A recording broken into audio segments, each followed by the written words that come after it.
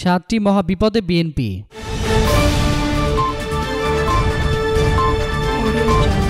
নির্বাচনের বিপর্যয় বিএনপির শেষ দুর্যোগ নয়। বিএনপির সামনে আসছে আরও বড় বড় দুর্যোগ।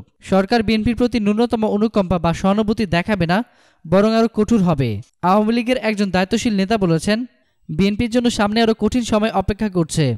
সামনের দিনগুলোতে সরকার যেসব পদক্ষেপগুলোতে সরাসরি আক্রান্ত হবে বিএনপি, সেগুলো হলো জিয়ার কবর সরিয়ে ফেলা।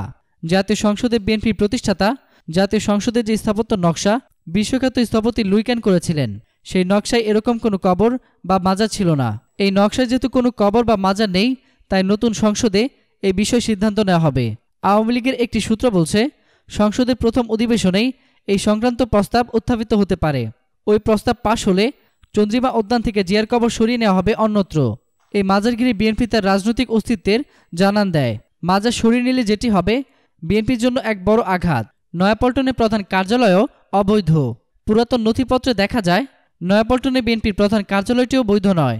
বিএনপি জনক রাজিয়া বেগমের কাছ থেকে এই বাড়িটি কিনে নিয়েছে, কিন্তু এই বাড়িটি ক্রয় যথাযথ আইনি প্রক্রিয়া অনুসরণ করা হয়নি বলে রাজউকের নথিতে দেখা যায়। তাছাড়া রাজিয়া বেগমের উত্তরাধিকাররা এই ভবন ফিরে পেতে নতুন করে আইনগত প্রক্রিয়া শুরু করেছে বলে জানা গেছে। রাজধানী উন্নয়ন কর্তৃপক্ষ এই ব্যাপারে তদন্ত শুরু করেছে। বিএনপি চেয়ারপারসন খালেদা জিয়ার মুক্তি নেই।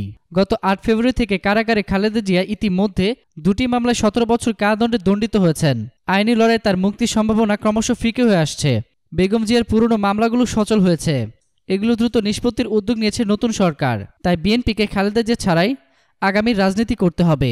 তারেক রহমানকে ফিরিয়ে আনতে নতুন তৎপরতা। ২ মামলায় দণ্ডিত বিএনপির ভারপ্রাপ্ত চেয়ারম্যান তারেক রহমান। এর মধ্যে ২১ আগস্ট গ্রেনেড হামলা মামলায় তার যাবজ্জীবন কারাদণ্ড হয়েছে। ২০০৭ সাল থেকে লন্ডনে অবস্থানকারী তারেকের ব্যাপারে নতুন সরকার আরও কঠোর। যে কোনো মূল্যে তাকে দেশে ফিরিয়ে তার দণ্ড কার্যকর করার উদ্যোগ নিয়েছে সরকার। সরকারি সূত্র বলছে, চলতি বছরেই তাকে দেশে ফিরিয়ে আনার সব ব্যবস্থা নেওয়া হবে। দেশে এনে দণ্ড কার্যকর করা হলে বিএনপির অস্তিত্বের সংকট আরও গভীর হবে। সিনিয়র নেতাদের মামলা সচল। বিএনপির সিনিয়র সব নেতার বিরুদ্ধে রয়েছে একাধিক মামলা। নির্বাচনের আগে এই মামলাগুলো ধীরগতি থাকলেও এখন এই মামলাগুলো আবার সচল করা হচ্ছে। বিশেষ করে দুর্নীতির মামলাগুলো দ্রুত নিষ্পত্তির জন্য সিদ্ধান্ত নেওয়া হয়েছে। কর্মীদেরও মুক্তি নেই।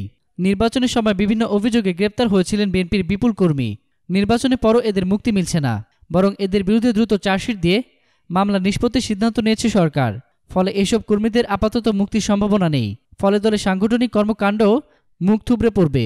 গুলশানের চেয়ারপারসনের অফিসও উচ্ছেদ হচ্ছে। ২০১৬ সালে হোলি আর্টিজানের ঘটনার পরে সিদ্ধান্ত নেওয়া হয়েছিল। সিদ্ধান্তটি ছিল যে গুলশান এলাকায় কোনো রাজনৈতিক কার্যালয় থাকবে না। নির্বাচনের আগে সরকার এই সিদ্ধান্তটি কার্যকর করতে পারেনি, কিন্তু এখন দ্রুত এই সিদ্ধান্তটি কার্যকর করার সিদ্ধান্ত নিয়েছে সরকার। এর ফলে বিএনপি এই অফিসটি থেকেও উচ্ছেদ হবে। বিএনপির সামনে এই হলো ৭ মহাবিপদ। এর ফলে বিএনপির অস্তিত্বের সংকট আরও গভীর হবে। দল হিসেবে বিএনপিকে টিকে থাকাই হবে এখন কঠিন পরীক্ষা। এতক্ষণ ফ্রিকি নিউজের সঙ্গে থাকার জন্য আপনাদের সবাইকে ধন্যবাদ।